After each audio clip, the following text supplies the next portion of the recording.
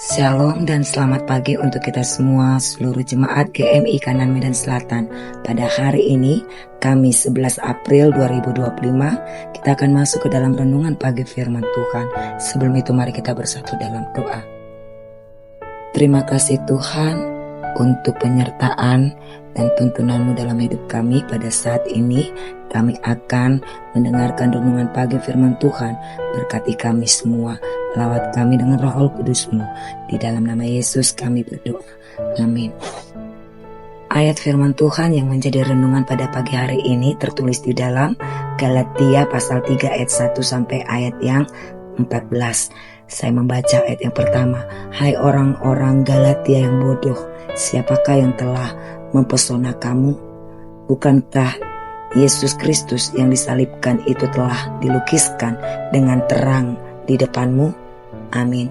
Tema kita yaitu siapakah yang telah mempesona kamu? Jemaat yang diberkati Tuhan, mengapa Rasul Paulus mengatakan hai orang-orang Galatia yang bodoh, siapakah yang telah mempesona kamu?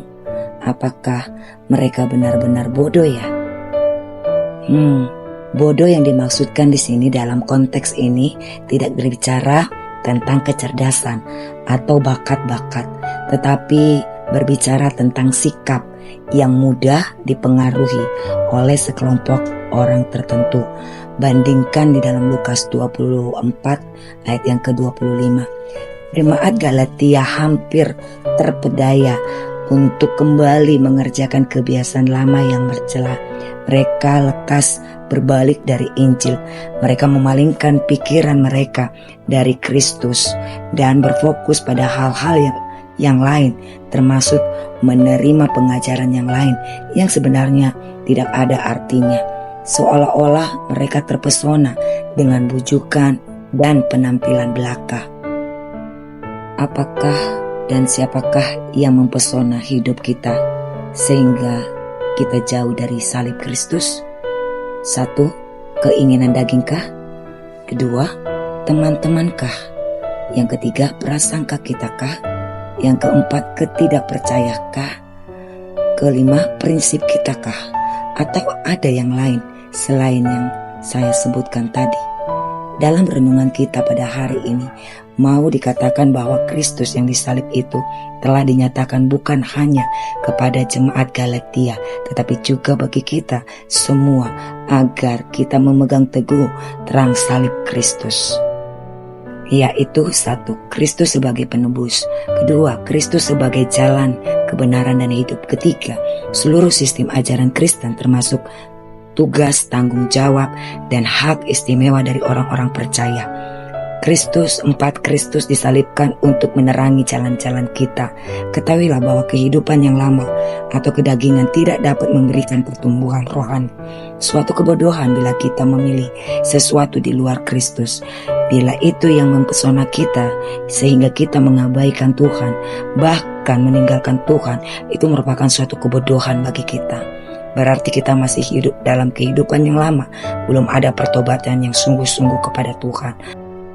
Dengan karya keselamatan Allah dalam Yesus Kristus, jangan lagi kembali mengerjakan kebiasaan lama yang bercela. Mari kita mulai hidup yang baru dalam pertobatan kita. Tuhan Yesus memberkati. Amin. Mari kita bersatu di dalam doa. Terima kasih Tuhan untuk renungan pagi firman Tuhan pada hari ini.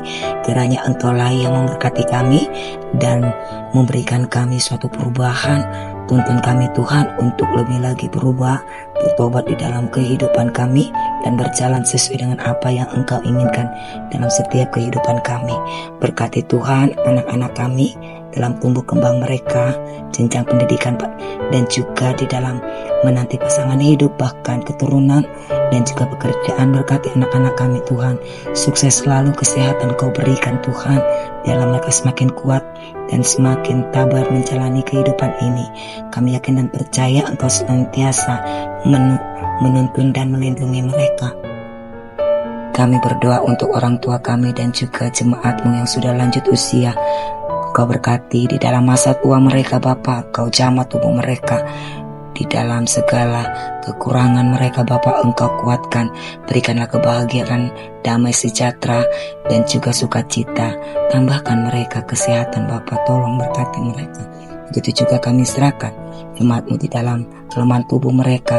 Engkau jamah tubuh mereka, Engkau berikan kesembuhan, kesehatan. Kami mohon Bapa, curahan bilur biru-Mu Tuhan yang merupakan suatu kesembuhan bagi tubuh jasmani mereka, senantiasa mereka dapatkan dari Tuhan. Berkati makanan dan minuman, bahkan obat-obatan, biarlah itu mempercepat proses kesembuhan bagi mereka. Kami mohon Bapa, kami juga mau berdoa untuk jemaat-Mu di dalam pergumulan. Biarlah Tuhan Kau yang buka jalan, Engkau kuatkan dan mantapkan langkah mereka berjalan bersama dengan Tuhan. Biarlah mereka boleh hidup di dalam berpengharapan dan juga hidup mendapat berkemenangan di dalam Tuhan. Kami juga berdoa untuk jemaat-Mu yang berulang tahun kelahiran. Kami serahkan Bapak Malvin Henry Tambunannya pada hari ini, genap usianya 43 tahun. Begitu juga dengan Bapak Rudolf Simanjuntak yang genap usianya 57 tahun. Kau berkati, tambahkan kesehatan, berikan Tuhan berkat dan rezeki, dan mari Tuhan Engkau berikan panjang umur, dan juga Tuhan di dalam segala harapan impian boleh tercapai di dalam Tuhan. Berkati mereka dan keluarga mereka. Terima kasih Bapa, kami serahkan semua doa kami ini kepadamu, yang kami alaskan di dalam satu nama, yaitu Yesus Kristus, Tuhan dan Juru Selamat kami. Amin.